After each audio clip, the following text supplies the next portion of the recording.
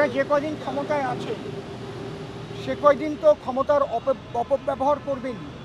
আমাদের বিরোধী দলনেতা সহ কালকে যে 4 জনকে সাসপেন্ড করা হলো, আপনারা খবর নিয়ে দেখেন, সিসিটিভি দেখেন।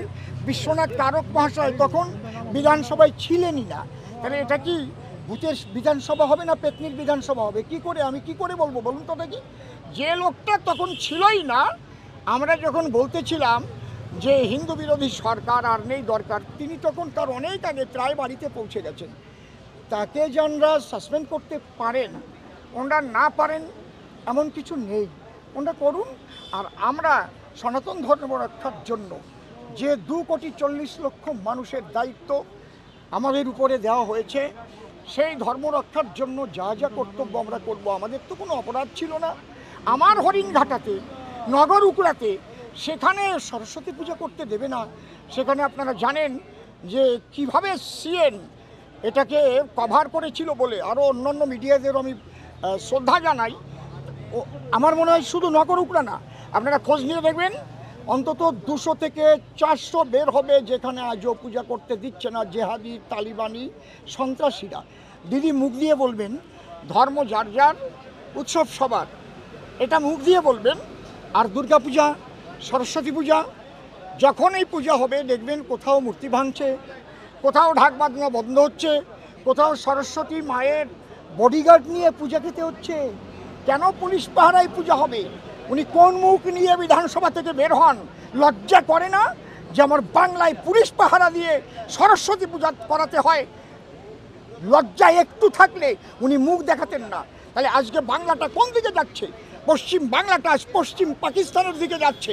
ওনার একজন একেবারে স্নেহের মন্ত্রী, যিনি কলকাতার মেয়র, তিনি কি করে বলেছিলেন বলুন তো দেখি? যারা ইসলামে জন্মগ্রহণ না করেছে তারা দুর্ভাগা, ওদের দাওয়াত দাও মুসলমান ধর্মে আসার জন্য। তার বিরুদ্ধে একটা কথা বলেছেন উনি, কি এই যে সরস্বতী পূজা হবে না যারা বলছে, তাদের বিরুদ্ধে কি একটা কথা বলেছেন? কই, আপনাদের আজান দেওয়ায় তো কোনো হিন্দু ভাইরা বাধা দেয় না, তাহলে আপনারা কেন সরস্বতী পূজায় বাধা দিচ্ছেন? যদি আপনারা মূর্তি পূজা করতে ইচ্ছা না করে আপনারা অঞ্জলি দেবেন না? যে কজন হিন্দু আছে তারা সেই ছেলে মেয়েরা অঞ্জলি দেবে, এটা বলতে পারতেন। উনি মুখ খোলেন না, উনি শুধু ভোটের রাজনীতি করেন।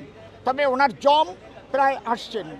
আজকে যা দেখলাম টিভিতে, মানে ওনাকে শেষ করবার জন্য যাদের দরকার তারা কিন্তু আসছে, আপনি নিশ্চিন্ত থাকুন। বিধানসভায় পঞ্চায়েত প্রধানের উপস্থিতিতে সেখানে সালিশি সভা হলো, মারধর করা হলো। একজন পঞ্চায়েত প্রধান সে সালিশি সভায় এইভাবে পারিবারিক বিবাদ মারধর করাতে পারে? তৃণমূলের পঞ্চায়েত প্রধান তো, তাই তো ওরা পারে না এমন কিছুই নেই। ওরা এক একজন মুখ্যমন্ত্রীর চাইতেও আরও বড় পাওয়ার ওনাদের। বুঝতে পারছেন কি বলছি?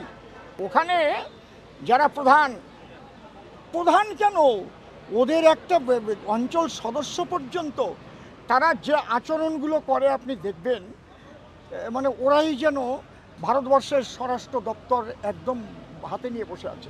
কত বড় অন্যায় কথা! প্রধান তিনি এইভাবে থাকাকালীন কাউকে প্রহার করা যায়? যিনি প্রধান তিনি মিটমাট করবেন, ভালো কথা গেছেন, গ্রাম্য সালিশি হতেই পারে, এমিকেবলি সেটেলমেন্ট হয়, তাই না? যে দুপক্ষকে ডেকে, ঠিক আছে ভাই, কিন্তু সেখানে ডেকে এনে দেখবেন যাদের মেরেছে তারা নিশ্চয়ই বিজেপি সাপোর্টার হবে। আপনি লক্ষ্য করবেন, আপনি খবরটা নিয়ে দেখবেন যে বিজেপি সাপোর্টারদেরই এইভাবে ধরে এনে, প্রধান নয় শুধু, বাংলার পুলিশকে দিয়েও এভাবে করানো হচ্ছে আজ কয়েক বছর পর্যন্ত। আমার হরিণঘাটাতেও হয়েছে।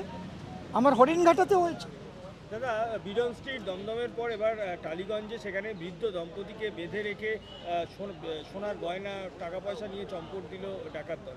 এই যে একের পর এক ডাকাতির ঘটনা তো বেড়েই চলেছে পরপর। এটা তো আমরা কখনো শুনিনি না। এই ঘটনা কলকাতায় হচ্ছে, তাদের আশকারাপে হচ্ছে। আমার মাননীয় মুখ্যমন্ত্রী যাদের দুধেল গাভী বলেছেন, আপনি খবর নিয়ে দেখবেন, ডাকাতগুলো যখন ধরা পড়বে তাদের মাথায় এমন একটা ছাতা দেওয়া আছে না, যে ছাতাগুলোর তলায় থেকে তারা কাউকেই ভয় করে না এসব কুকর্ম করবার জন্য। জানে যে বকটুয়ের বিচার হয় না, হ্যাঁ, তারপরে হাঁসখালির বিচার হয় না, যারা এগুলো করে আরজি করের বিচার পায় না। একজন মাত্র কি আরজি করে ঘটনাটা ঘটিয়েছে? তাহলে ওরা জানে যে প্রমাণ লোপাটের জন্য আমাদের পিছনে হ্যাঁ, আমাদের সমস্ত শক্তি রয়েছে, করে যাও, যে যত পারো ধরো, মারো, কাটো, খাও, এগুলো করে যাও, এটাই হচ্ছে এদের কাজ। বিধানসভায় বারবার যে আপনার এই যে আজকে মানে গতকাল সাসপেন্স হলো, তারপরে আজকে যেইটা রইলো মানে সরস্বতী পুজোর ইস্যু এবং যে বিজেপির যে মেরুকরণের রাজনীতি সেইটাকে কি আরও জোরালো করে দিয়ে মানে বিজেপির পাতা ফাঁদেই কি একদম সরকার কি পা দিয়ে ফেললো সাসপেন্ডটা করে? ওরা বুঝবে এবার, ওরা ফাঁদে পা দিল কি কোথায় পা দিল ওটা আমার বলার দরকার নেই। আমাদের যেটা কর্তব্য সেটা আমরা করব। আমাদের কর্তব্য সনাতন ধর্ম, সনাতন হিন্দু ধর্ম রক্ষা করবার জন্য। এই হিন্দু ধর্মকে যারা ধ্বংস করতে চায়, যারা বলে দাওয়াত দিচ্ছে সব মুসলমানে চলে এসো, আমরা তাদের যতক্ষণ ওই গদি থেকে না নামাতে পারবো, আমরা প্রতিটি রক্তবিন্দু দিয়ে আমাদের লড়াই চালিয়ে যাব। সরকার ঘরে বাইরে লড়াই হবে।